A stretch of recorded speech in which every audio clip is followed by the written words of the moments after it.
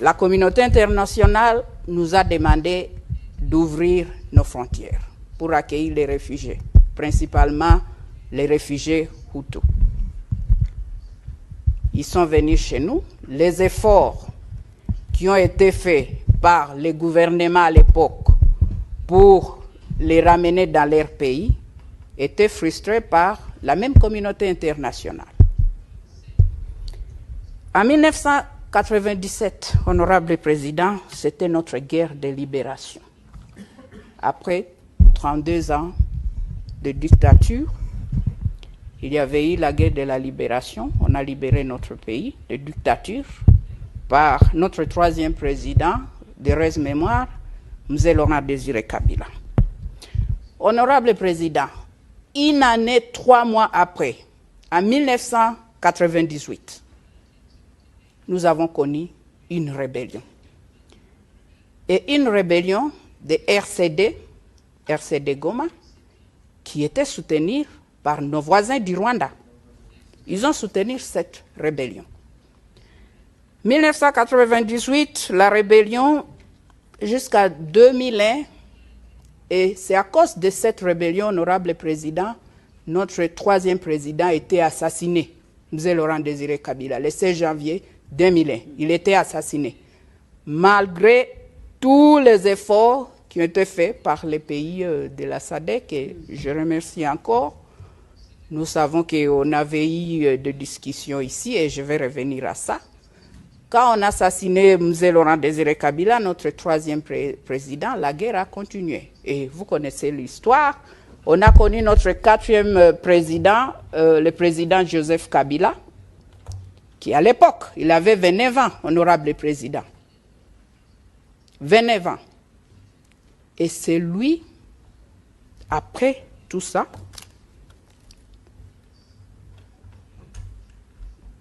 nous avons entré dans de dialogues, de discussions, et c'était ici en Afrique du Sud, avec les mouvements rebelles du RCD Goma.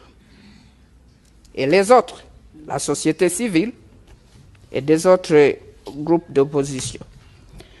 Honorable président, de 1998 à 2003, le RCD Goma a occupé la partie est de la République démocratique du Congo, c'est-à-dire le Nord Kivu, partie du Sud Kivu.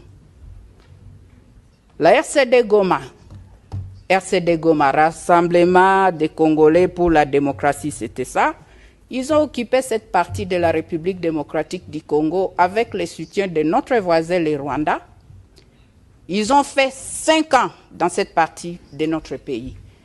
Mais ils n'ont jamais délogé les FDLR, qui sont des groupes de, je ne sais pas si c'est, comment je peux dire, ce sont des génocidaires, comme il dit, mais ce sont des Rwandais. Ce sont des Rwandais qui sont venus là, comme je vous ai expliqué, j'ai expliqué à cette auguste plénière, mais ils n'ont jamais délogé pendant 5 ans ces groupes de FDLR. Jusqu'à aujourd'hui, ils sont là-bas. Si eux, ils n'étaient pas en mesure de faire ça pendant 5 ans, qu'ils ont occupé notre territoire, honorable président, pourquoi nous parlons de cette histoire jusqu'à aujourd'hui? Excusez-moi, je vais dire, c'est de la mauvaise foi. Parce que l'FDLR a tué beaucoup de Congolais, plus que les Rwandais. L'FDLR opère dans notre territoire. Nous avons 2 345 000 km². Mais il y a des pays qui sont plus grands que nous, mais on gère les pays, c'est possible de gérer. Honorable président, c'est ça le problème d'aujourd'hui. Le Rwanda a toujours dit que non, il y a des tentatives d'attaquer le pays, mais je ne sais pas s'il y a un seul jour, que l'honorable peut nous dire, et je ne crois pas que je demande une réponse, qui peut nous dire qu'il y a eu l'FDLR qui est entré dans leur territoire. Honorable président, en 2003, nous avons connu un gouvernement de un président avec 4 vice-présidents, la première en Afrique. C'était notre souci de ramener la paix dans notre pays, de reconstruire la paix, de construire la paix et reconstruire notre pays. On ne peut pas parler de développement d'un pays ou même de la région des Grands Lacs s'il n'y a pas la paix. Nous avons connu ces gouvernements-là pendant 3 ans, jusqu'en 2006, où nous avons eu la toute première élection démocratique dans notre pays, et c'était 45 ans après notre indépendance. Tous les problèmes qui ont été présentés de RCD Goma, après qui est parti, ils ont recréé CNDP, après aujourd'hui on a les M23. On a résolu ces problèmes, honorable président.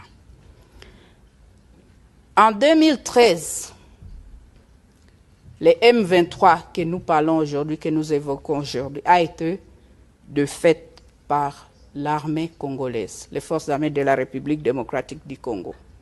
Et toutes ces années, ils ont même écrit, ils ont signé un communiqué pour dire non, il n'y aura plus de la guerre, ils vont participer dans les efforts de paix et politique dans leur pays. Mais ça, chose étonnante, honorable président, qu'aujourd'hui nous parlons des M23 qui n'existaient plus pendant 8 ans. Et nous avons les rapports des Nations Unies. Il y a des preuves que c'est notre voisin du Rwanda qui est en train de soutenir les rébellions, cette rébellion du M23. Oui, on a 120 groupes armés et tout ça, mais ce n'est pas ça le problème. Le plus grand problème, c'est le M23 qui est soutenu par nos voisins du Rwanda. Nous sommes condamnés à vivre ensemble, honorable président. Comme je viens de le dire, nous soutenons les efforts de la paix, mais peut-être j'ai une proposition et peut-être nous devons noter ça aussi. Vu que les FDLR, ce sont des Rwandais, peut-être les Rwandais devaient faire un effort pour dialoguer avec eux, parce que ce sont des Rwandais, ce ne sont pas des Congolais. Ils sont en République démocratique du Congo, mais ce sont des citoyens rwandais. Thank you, Honorable President. I see you're showing me that I should stop.